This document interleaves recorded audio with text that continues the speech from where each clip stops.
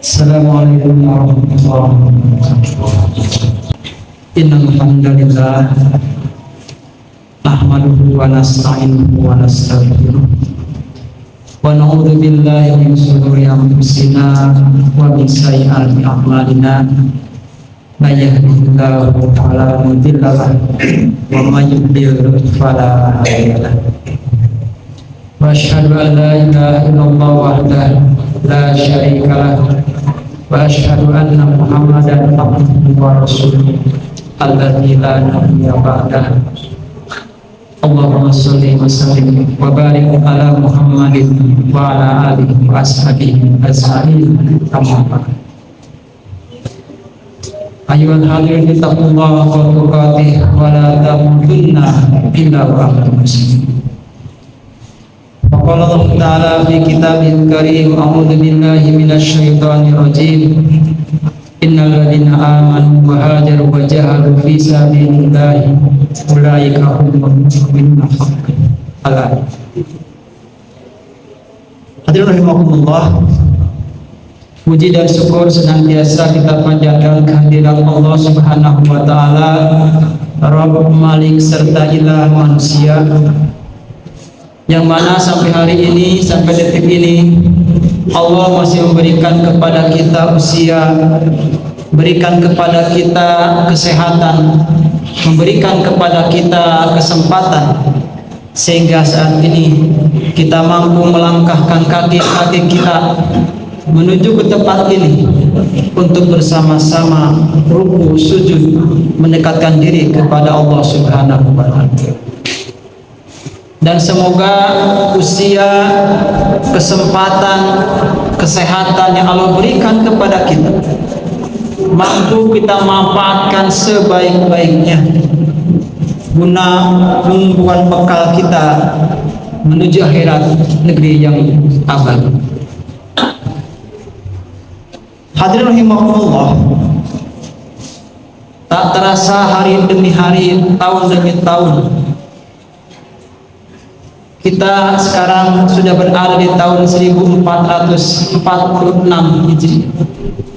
Kita berada di bulan Muharram, bulan yang mulia di antara 4 bulan yang lain. Dan tentu saja ini menjadi momentum bagi kita, bagaimana kita senantiasa menjadikan peristiwa-peristiwa menjadi hikmah, menjadi pelajaran bagi kita. Hadirin rahimakumullah, sebagaimana kita ketahui bahwa umat Islam memiliki tahun sendiri, memiliki perhitungan tahun sendiri semenjak zaman Khalifah kedua, yaitu Umar bin Khattab radhiyallahu anhu, yang mana sebelumnya Umar bin Khattab bermusyawarah dengan beberapa sahabat bagaimana cara menentukan permulaan tahun, apa yang dijadikan sebagai momentum untuk kaum muslimin mempunyai perhitungan tahun tersendiri. Ada yang mengusulkan peristiwa lahirnya Rasulullah, ada yang mengusulkan peristiwa turunnya wahyu pertama, dan juga ada yang mengusulkan peristiwa hijrahnya Rasulullah dari Makkah ke Madinah. Dan akhirnya diputuskanlah bahwa yang dijadikan momentum sebagai tahun pertama Islam adalah peristiwa hijrahnya Rasulullah dari Makkah ke Madinah. Hadirin rahimakumullah, kalau kita baca sejarah, kalau kita baca sirah nabawiyah, bagaimana peristiwa hijrah itu sangat luar biasa. Bagaimana peristiwa hijrah itu sangat luar biasa, yang mungkin tidak terbayang oleh kita. Bagaimana para sahabat diizinkan oleh Rasulullah SAW untuk hijrah. Ada yang ke Habasyah atau Ethiopia sebelumnya, dan juga ke tempat lain. Dan sebelum Rasulullah hijrah ke Madinah, hijrah ke Yathrib, Rasulullah sudah mengizinkan para sahabat sebelumnya untuk hijrah sejarah ke Yasin. Dan bagaimana kita baca dalam sirah nabawiyah, dalam sejarah bagaimana peristiwa hijrahnya para sahabat luar biasa. Dengan kuat keimanan yang kuat, dengan tekad yang kuat, sembunyi-sembunyi meninggalkan tanah airnya, meninggalkan harta bendanya, meninggalkan sanak saudaranya. Demi apa? Demi taat kepada Allah dan Rasul.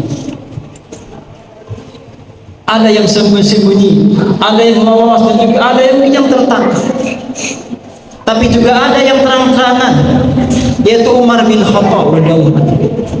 Dengan keberaniannya, dengan gagah berani, Umar bin justru menantang. Barang siapa berani untuk mencegat aku, silakan cegat aku di lembah ini, kata Umar bin Khattab. Dan itu peristiwa-peristiwa yang luar biasa dalam hadirin Allah.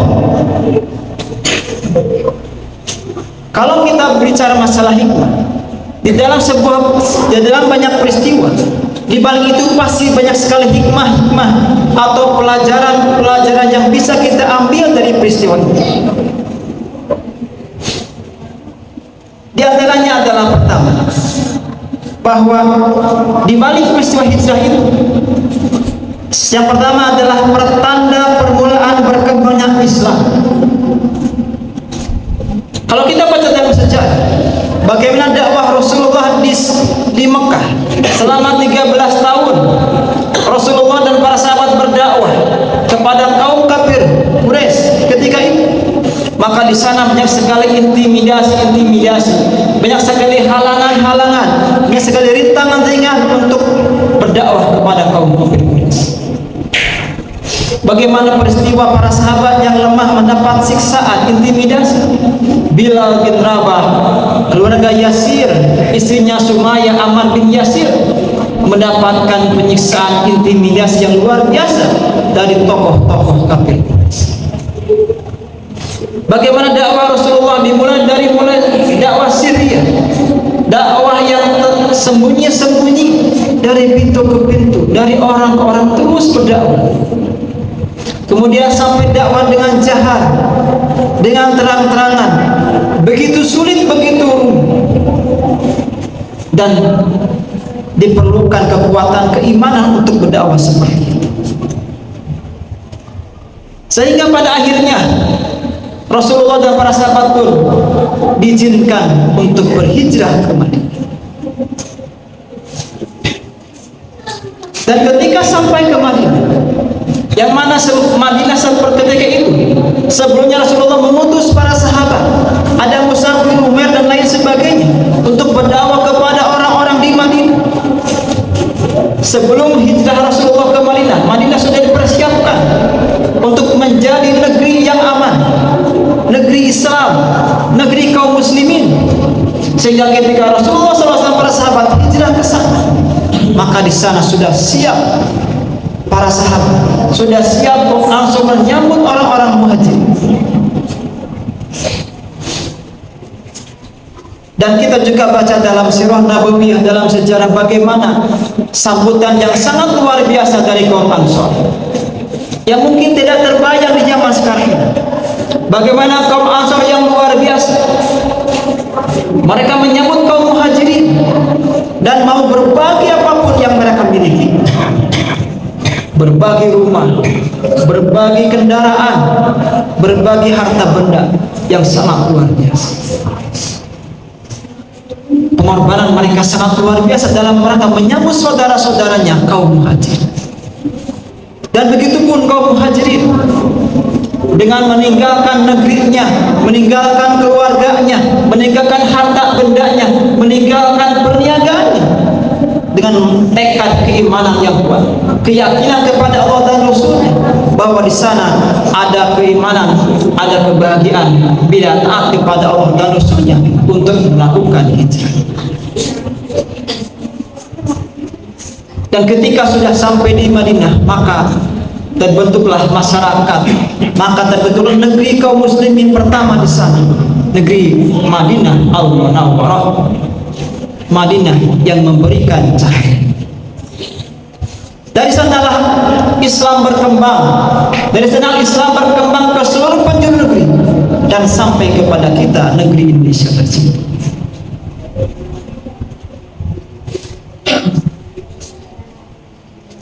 Yang mana ketika datang ke Madinah, Rasulullah dan para sahabat yang pertama dibangun adalah masjid. Masjid Kuba sebelumnya, kemudian Masjid Nabawi di sana, dibangun di sana. Untuk apa? Sebagai syiar untuk berdakwah ke seluruh negeri. Dari masjidlah dakwah itu terus berkembang. Dari masjidlah umat Islam itu terus berkembang untuk menyinari seluruh negeri ini, untuk menyinari seluruh dunia adalah dari masjid, dari dakwah Rasulullah dan para sahabat. Hadirin rahimakumullah. Maka hijrah ini tidak semata-mata hijrah tempat, tidak semata-mata hijrah tempat dari Mekah ke Madinah, tidak semata-mata hijrah dari Mekah ke Yasrib, tapi ini adalah hijrah keyakinan, hijrah keimanan. Bagaimana dari kekufuran kepada iman, dari kufur kepada Islam, sehingga dakwah Islam terus berkembang dengan adanya hijrah dari Mekah ke Madinah, dari Mekah ke Yasrib. Jadi yang pertama adalah hikmah hijrah itu adalah pertama, permulaan berkembangnya Islam adalah dari peristiwa hijrah, dari ketika Rasulullah dan para sahabat hijrah ke Madinah. Kemudian kedua, hikmahnya adalah meningkatkan keimanan dan ketakwaan kepada Allah Subhanahu wa taala. Innal ladzina amanu wa hajaru wa jahadu. Orang-orang yang beriman, hijrah dan jihad. Apakah mungkin orang-orang Mekah ketika itu yang sudah aman, yang sudah berada di Mekah, penduduk asli Mekah, berani meninggalkan negerinya untuk hijrah jauh ke Madinah kalau tanpa iman? Ketika tidak ada iman, mana mungkin orang itu mau menuruti kepada Rasul, mau jauh-jauh hijrah, meninggalkan harta bendanya, meninggalkan perniagaannya, meninggalkan saudara-saudaranya, kalau tidak ada iman dalam hati, kalau tidak ada keyakinan dalam hati, kalau tidak ada ketaatan dalam hati, maka imanlah kuncinya. Ketika orang sudah yakin, ketika orang sudah yakin kepada Allah, yakin kepada Rasul bahwa ini hak, ini benar, maka apapun, seberat apapun perintah Allah dan Rasulnya, pasti itu akan dilakukan.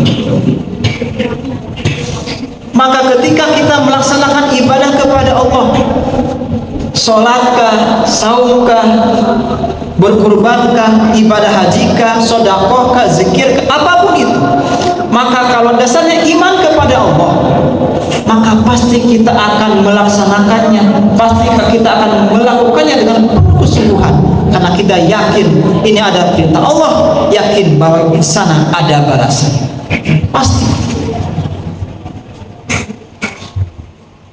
Walaupun tidak ada orang yang melihat, tidak langsung ada langsung balasannya langsung begitu saja, tidak. Ketika orang yang beriman, ketika bersedekah, yakin seyakin-yakinnya bahwa ini ada datang pahala dari Allah, maka ketika dia bersedekah dengan penuh kesungguhan, ketika orang sholat, ketika yakin ini perintah Allah, ketika yakin Allah melihat, maka dia melaksanakan sholat dengan penuh kesungguhan, walaupun tidak ada orang yang melihat, walaupun tidak ada orang yang memujinya, maka imanlah yang dasar, keyakinanlah yang dasar.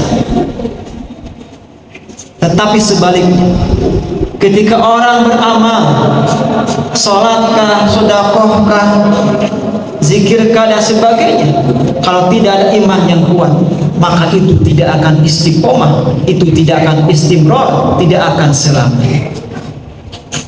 Ketika banyak orang mungkin dia bisa beribadah, dia bisa sholat, bisa sedekah dengan banyak, tapi tidak ada orang, tidak ada media, tidak ada sebab, tidak ada ketenaran, tidak ada kepiralan, maka orang cenderung untuk tidak beribadah. Kenapa? Karena dia bukan dasar iman, tapi karena masalah dunia semata.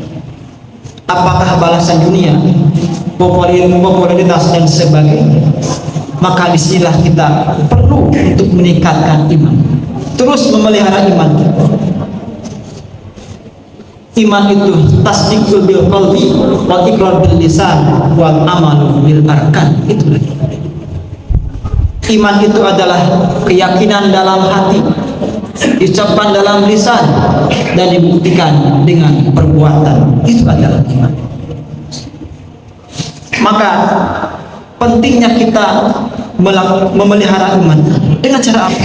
Dengan terus meningkatkan ketakwaan, dengan terus bertolak ilmu, dengan terus mendengarkan nasihat-nasihat, tausiah, dengan terus mendekatkan kepada Allah, dengan sholatkah, dengan hadis taklimkah, atau dengan mendengarkan nasihat-nasihat yang disampaikan oleh para ustaz dan sebagainya untuk meningkatkan. Kenapa seperti itu? Karena iman itu al-imanu yazidu wa yanqusu. Iman itu kadang naik, kadang turun. Al-imanu yazidu bi ta'at wa yanqusu bil maksiat. Iman itu naik dengan ketaatan dan turun dengan kemaksiatan. Maka jangan merasa bahwa kita pasti kita akan beriman terus. Jangan merasa pasti tidak akan tergelincir hati ini. Jangan seperti itu. Kenapa? Karena Allah adalah al-muqallibul qulub, yang membolak-balikkan hati. Maka doa kita ada senantiasa adalah ya muqallibal qulub sabbit qalbi ala dinik. Wahai yang membolak-balikkan hati, teguhkanlah hati ini dalam agamamu dan dalam ketaatan kepada. Kita mungkin sekarang beriman, kita mungkin masih sholat dan masih zakat dan bagi saum dan sebagainya, tapi Allah alam, apakah nanti iman kita masih ada dalam diri?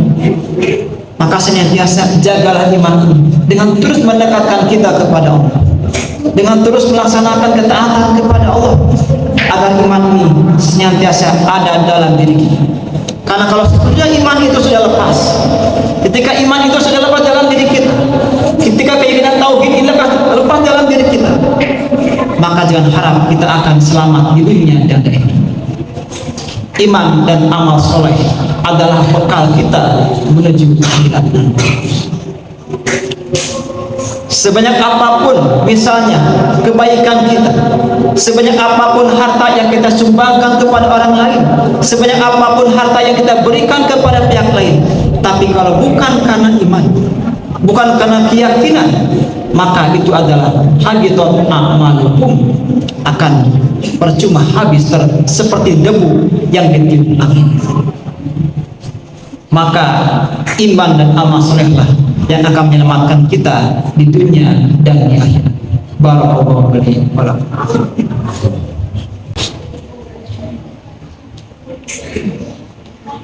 Alhamdulillahirabbil alamin arrahmanir rahim maliki yaumiddin. Asyhadu an la ilaha illallah wahdahu la syarika lah wa asyhadu anna Muhammadan abduhu wa rasuluhu alladzi la nabiyya ba'dahu. Amma ba'd. Hadirin rahimakumullah, sebagaimana kita ketahui bahwa tadi sampaikan bahwa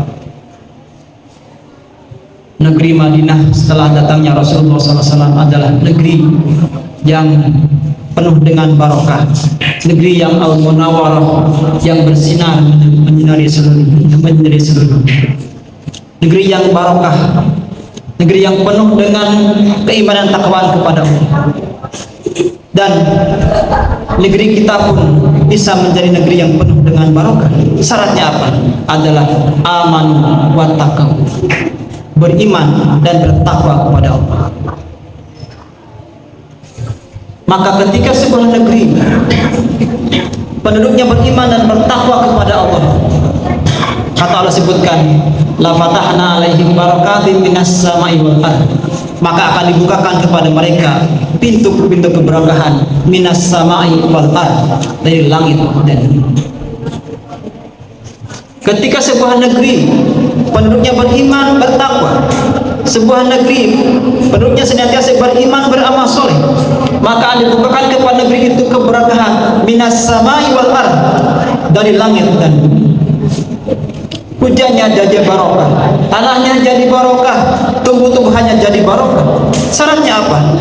Negeri itu penduduknya beriman dan bertakwa kepada Allah. Maka ketika negeri ini ingin menjadi negeri yang penuh dengan barokah, yang dekat dengan Allah, maka syaratnya kita adalah senantiasa beriman dan bertakwa kepada Allah. Dekatkan diri kepada Allah, dekatkan setiap pribadi kepada Allah, dekatkan semua keluarga kepada Allah, dekatkan semua masyarakat kepada Allah, dekatkan semua bangsa ini kepada Allah Subhanahu wa Ta'ala. Maka dijamin negeri itu akan menjadi negeri yang penuh dengan barokah. Kenapa? Karena la fatahna alaihim barakatin minas samai wal ardh. Pasti kata Allah akan dibukakan bagi mereka keberkahan dari langit dan bumi.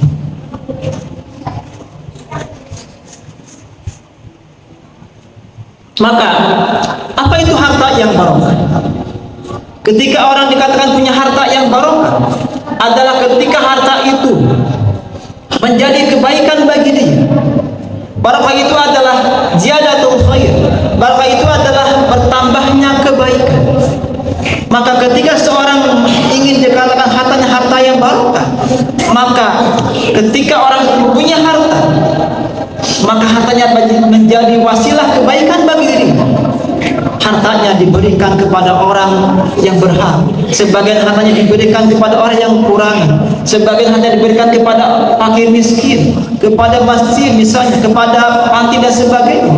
Maka ketika itu hartanya menjadi harta yang barokah.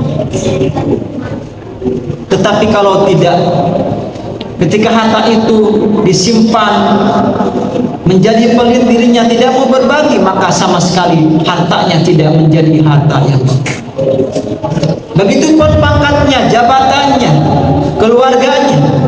Ketika pangkatnya, jabatannya sudah dia gunakan untuk mensejahterakan rakyat, untuk memimpin rakyatnya kepada kemakmuran, keadilan, maka pangkatnya, jabatannya sudah menjadi pangkat dan jabatan yang barokah. Tetapi sebaliknya, ketika pangkat dan jabatan sudah dijadikan sebagai sumber penghasilan dengan cara curang misalnya, dengan cara tidak benar misalnya, maka jabatan, pangkatnya tidak menjadi barokah setinggi apapun jabatan. Begitupun dengan rumah tangga kita. Rumah tangga kita ketika semakin dekat kepada Allah, maka rumah tangga itu menjadi rumah tangga yang barokah. Tetapi sebaliknya, ketika rumah tangga itu semakin jauh dari Allah, alasan kesibukan, tidak lagi dekat dengan Allah, tidak lagi dekat dengan masjid, maka rumah tangga itu bukan lagi menjadi rumah tangga yang barokah. Dan kita berharap bahwa apapun yang kita miliki, usia kita, harta kita, pangkat kita, jabatan kita, rumah tangga kita, semuanya menjadi barokah di sisi Allah Subhanahu wa Ta'ala. Dengan cara apa? Dengan cara kita senantiasa beriman dan bertakwa kepada Allah Subhanahu wa Ta'ala. Mudah-mudahan Allah Subhanahu wa Ta'ala memberikan kepada kita kekuatan agar kita senantiasa berada dalam keimanan dan ketakwaan kepada Allah Subhanahu wa Ta'ala. Allahumma sholli ala Muhammad wa ala ali Muhammad kama shallaita ala ali Ibrahim wa barik ala Muhammad wa ala ali Muhammad kama barakta ala ali Ibrahim fil alamin innaka Hamidum Majid. Allahumma inna nas'aluka salamatan fid din wa afiyatan fil jasad wa ziyadatan fil ilmi wa barakatan fil rizqi wa taubatan qabla al-maut wa rahmatan inda al-maut wa maghfiratan ba'da al-maut. Allahumma hawwin alaina fi sakaratil maut wa najata minan nar wa rafi'il hisab. Rabbana la tuzigh qulubana ba'da idh hadaitana wa hab lana min ladunka rahmah innaka antal wahhab. Rabbana atina fid dunya hasanah wa fil akhirati hasanah wa qina adzabannar. Amin.